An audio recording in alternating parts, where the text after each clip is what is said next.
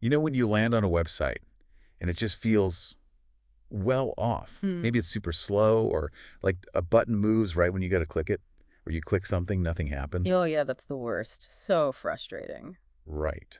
And if you're, say, a developer, or maybe you own the business, Hmm. how do you even start to figure out what's causing those little things that just drive users away? Hmm. Well, today, we're going to do a deep dive into exactly that, the topic, front-end monitoring. Okay. This is all about figuring out how you can, proactively track, analyze, and really improve performance And catch errors. and catch errors, right? Okay. And understand what users are actually doing on the front end of, well, pretty much any web app. Yeah, it's essential stuff. We've dug into sources like the Front-End Monitoring Handbook to really unpack what goes into a complete monitoring system. It's quite a bit, actually. It is. So our mission for you today is basically to give you a shortcut, get you well informed on building a robust system, especially focusing on collecting the data and reporting it back. The foundation. Exactly. So you can deliver that smoother, more reliable, more intuitive experience users expect. Hmm. So let's kick things off. We talk a lot about user experience, but what does it really mean to monitor the front end? What are we actually trying to, capture? Yeah, good question. So at its heart, a full front-end monitoring system is like your early warning system Right? for everything impacting your users. Performance, errors, how they behave. Yeah.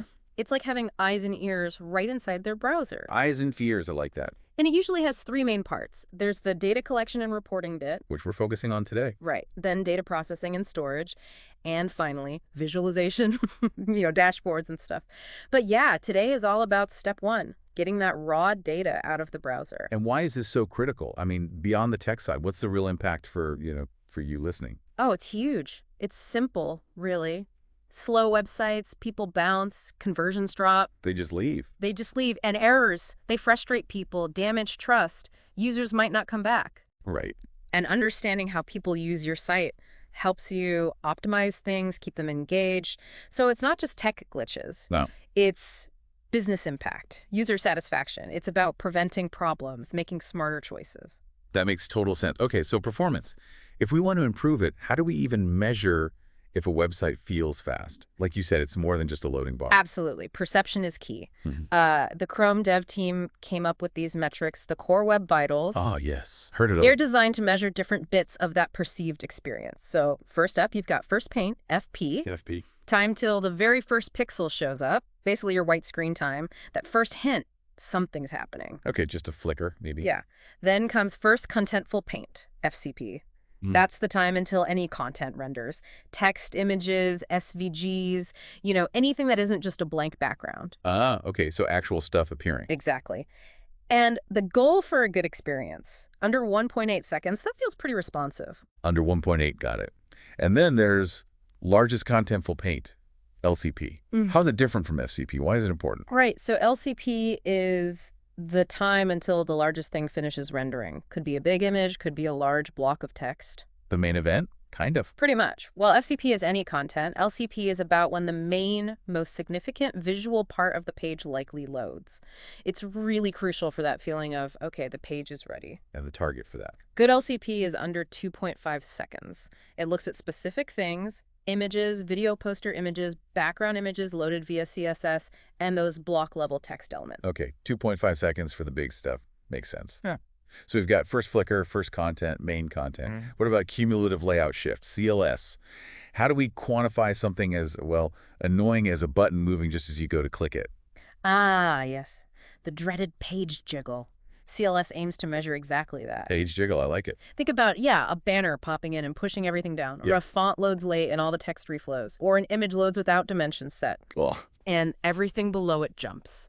CLS adds up the scores for all those unexpected shifts, ones the user didn't trigger. how's it scored? It's calculated using an impact score, how much of the screen was affected times a distance score, how far the unstable stuff moved. Impact times distance. Okay, Yeah. so how do you make sure you're capturing the really bad shifts, not just tiny ones? It's point. CLS uses something called a session window. It groups shifts that happen close together less than a second apart within a max 5-second window. Ah, okay. So it bundles related jumps. Exactly. And while there are a few ways to calculate the final score, the best approach right now is usually the maximum of all session windows. Maximal. Why maximum? Because it captures the single worst burst of shifting a user experienced. It helps you find and fix the most jarring, most frustrating moments. Like you want your page solid, predictable. Right, not like a tent in a windstorm. Precisely. Build a house, not a tent. Okay, so those are the core web vitals. What about other performance metrics? Are the older ones still relevant? Oh, definitely. Some foundational ones still give great insights, like DOM content loaded and the load event. Right, DOM content loaded and load. Remind me of the difference. Sure. DOM content loaded fires when the HTML itself is fully loaded and parsed by the browser.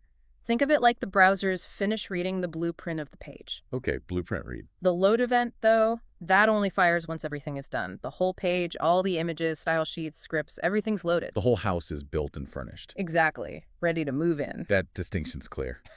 But, modern apps often load stuff in stages. Is the load event always the moment the user sees the main content? You nailed it. That's a crucial point. Sometimes load fires, but the most important content, maybe a big hero image or the main article text, pops in later asynchronously. Right. So to capture that real moment, the user sees the key stuff, settle what we call first screen rendering time. You need fancier techniques, observing the page structure changes, checking when things actually paint. So you're watching the page evolve after the initial load. Pretty much. You monitor changes, see if new elements appear within the visible area, and confirm when they're actually painted using things like request animation frame. You often report this after load and LCP have fired, just to be sure things have settled down. It gets you closer to the user's real visual experience. Okay, that's getting sophisticated. What about API calls? How do we track API request timing? Yeah, important one.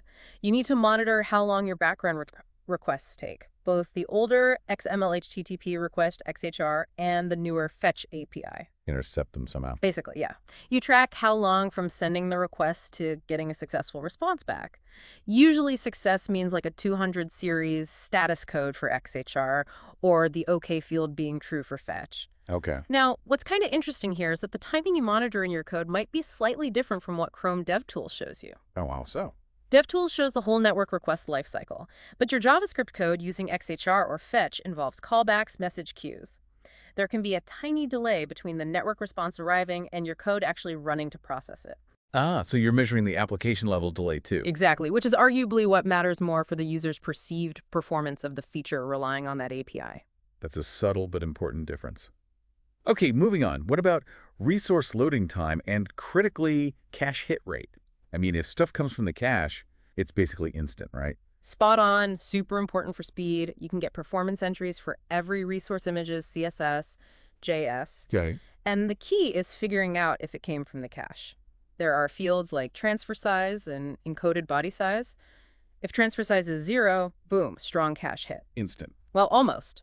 Sometimes transfer size isn't 0, but encoded body size is 0.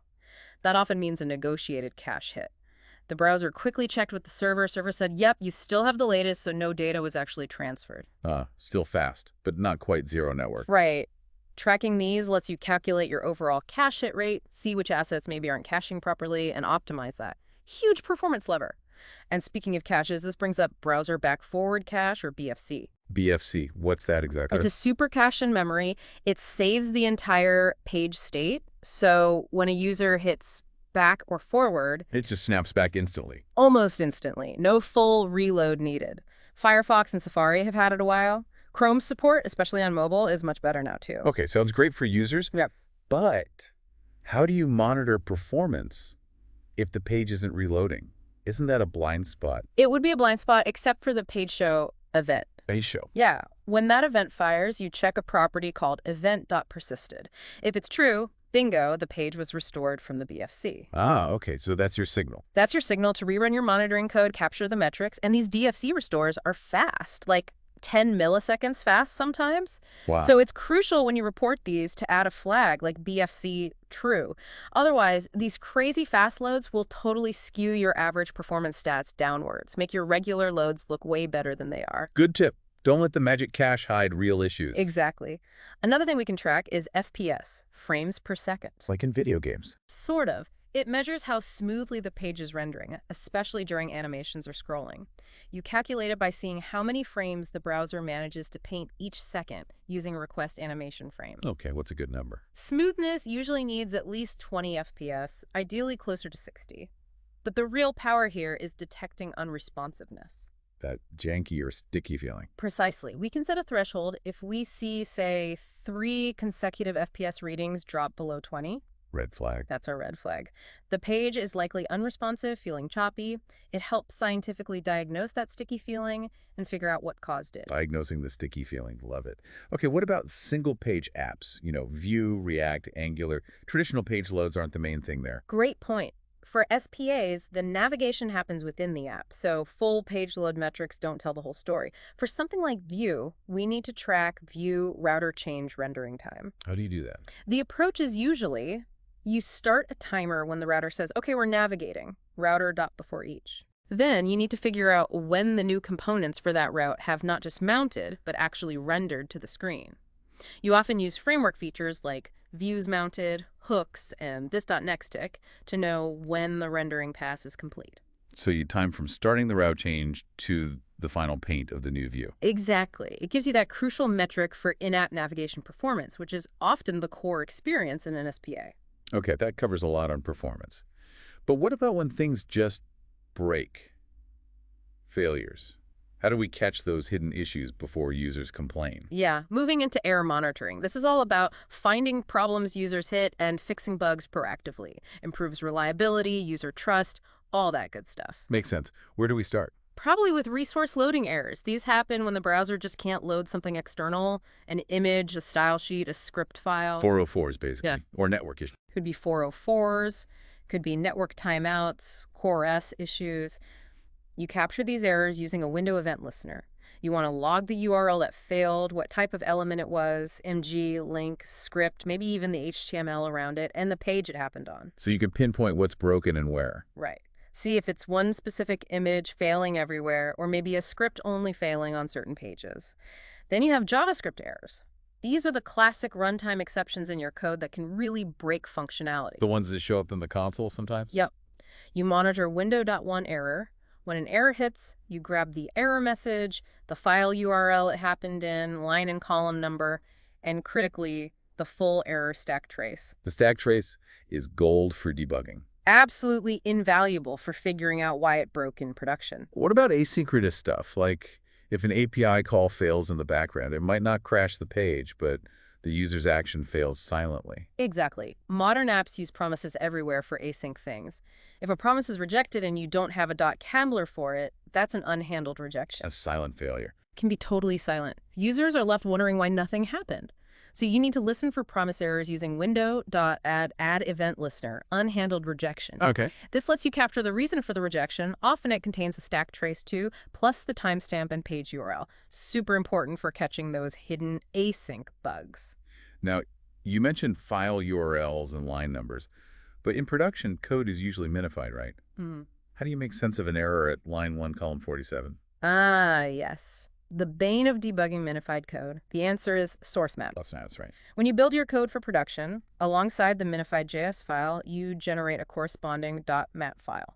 This map file holds the key, the mapping between the ugly minified code and your original readable source code. So it's like a translation guide. Exactly, a Rosetta Stone. Yeah. You keep these .map files on your server, you don't send them to the user's browser. Then, when your error monitoring system gets an error report with line 1, column 47, It uses the source map. it uses a library, like Sourcemap, fetches the correct .map file, and translates that error location back to the original file line and column. Like, oh, that was actually userutils.js, line 52, column 10. That's incredibly useful. A game changer. Total game changer for production debugging. You absolutely need them. And one quick note, for framework-specific errors, like in Vue, the global window.error often doesn't catch them. Oh, Frameworks like Vue usually have their own error handling mechanism. Vue has vue.config.errorhandler. You need to hook into that specific API to make sure you're catching errors happening inside your Vue components. gotcha. Use the frameworks tools too. Yep. Catch everything. Okay, so we've covered slow stuff, broken stuff. But what about just understanding what users are actually doing? You know, their journey, how they interact. Right, behavior monitoring. Yep. This is about tracking actions, navigation, engagement, getting insights for data-driven decisions about features, content, UX. Where do we start with behavior? The basics are usually PV, page view, and UV, unique visitor. PV/UV, classic web analytics. Yep. PV counts every time any page is viewed. UV counts each unique user just once per day, typically. So PV is volume, UV is audience size. Pretty much. PV gets reported from the front end every time a page loads or a route changes in an SPA. UV stats are usually calculated on the back end by looking at all the PVs and user identifiers. Fundamental traffic patterns. Then there's page stay duration. Simple concept. How long did someone spend on this page? How's that measured, usually? You record the time they arrive on the page. Then, just before they leave, usually in the before and load event, you calculate the difference. Yeah. Longer stays often mean engaging content. Quick bounces might signal problems. What about engagement on the page? Like, do they actually read it or just have the tab open? Good question. That leads to page access depth, or scroll depth. Scroll depth, how far down they went. Exactly. Recording how far a user scrolls is super useful. If page A has an average scroll depth of 50% and page B has 80%. Page B's content is clearly more engaging or better structured. Right. It helps you see what content holds attention, maybe where critical info is buried too low. And connecting this to the bigger picture, it can even be a hint for things like e-commerce fraud detection. Really? How so? Well, imagine two users spend 5 minutes on a product page. User 1 slowly scrolls, reads everything. User 2 instantly scrolls to the very bottom and just waits. The second one looks suspicious. Maybe a bot. Could be. Same stay duration, very different behavior. So you track scroll events, calculate scroll top versus the total page height and viewport size, debounce it so you're not firing constantly. Right. Got to be efficient. And report the maximum depth reached. We also track user clicks. You listen for mouse down or touch start events. What data do you grab? Coordinates of the click, what element was clicked, its text content, its size, maybe its HTML structure, its DOM path. Well, detailed. What's that used for? Lots of things. Heat maps, obviously, to see where people click most. Yeah. But also identifying bed clicks, where users click on things that look clickable but aren't. Super frustrating for them. Oh, yeah. And even detecting rage clicks. Rage clicks. Multiple rapid clicks on the same spot. Usually means someone's really frustrated because something isn't working as they expect.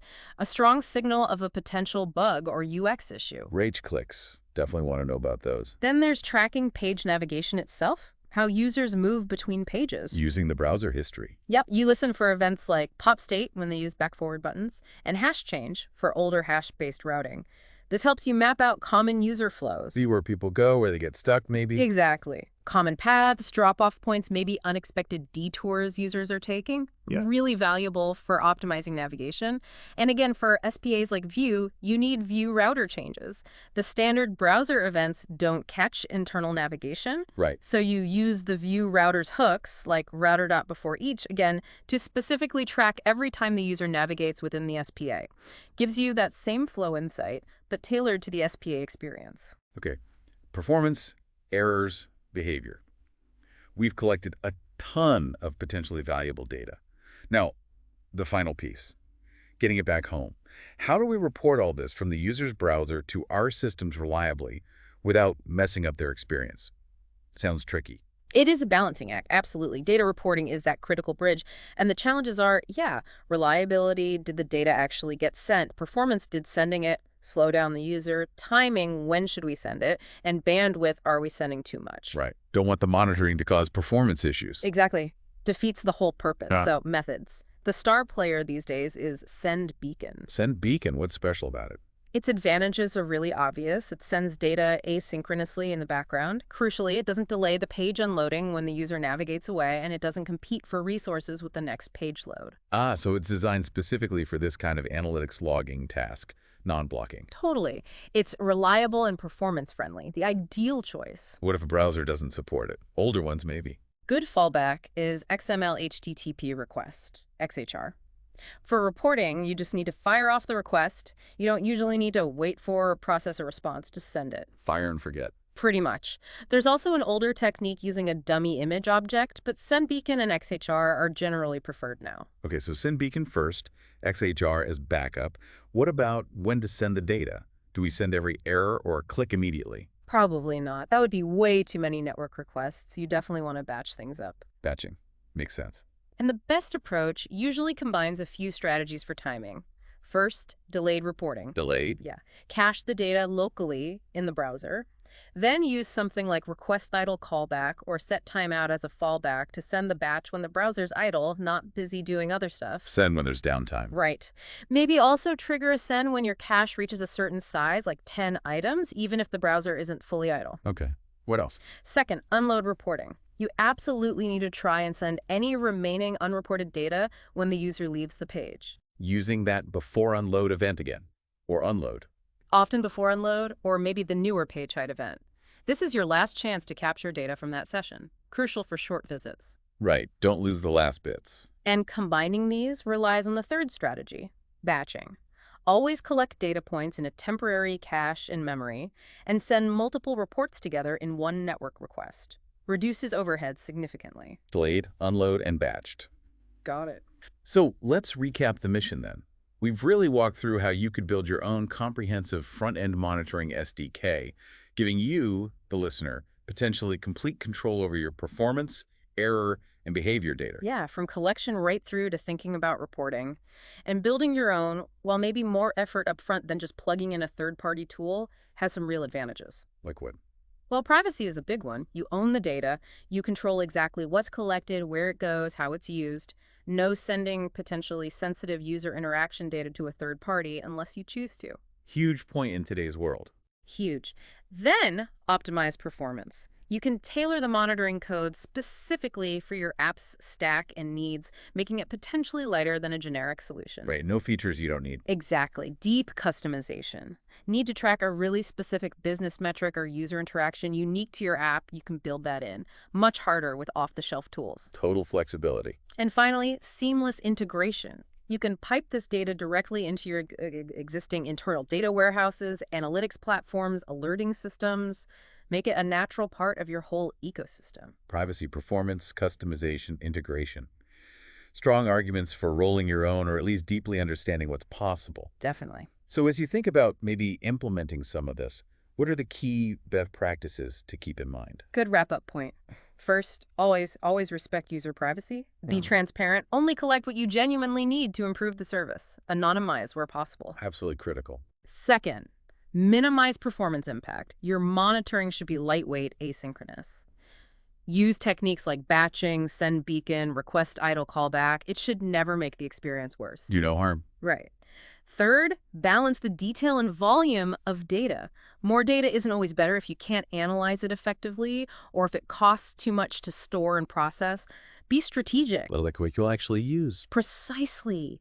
And, maybe most importantly, act on the insights. Don't just collect data for data's sake. Use it. The whole point is to identify issues, understand users, and make your application better. Close the loop. Act on the insights. That's the Good goal. Otherwise, it's just noise. Okay, let's leave our listeners with a final thought then. Right. In this world of just overwhelming information, understanding not just what your users do on your site, but why they do it. And maybe even how their browser is actually experiencing it. Millisecond by millisecond, error by error. Isn't that just a tech exercise anymore, is it? No, not at all. It's really the blueprint for building digital experiences that aren't just functional, but are genuinely delightful, resilient, solid. So the question for you is, what crucial insights, what hidden frustrations or unexpected delights will you discover when you start listening, really listening, to your application?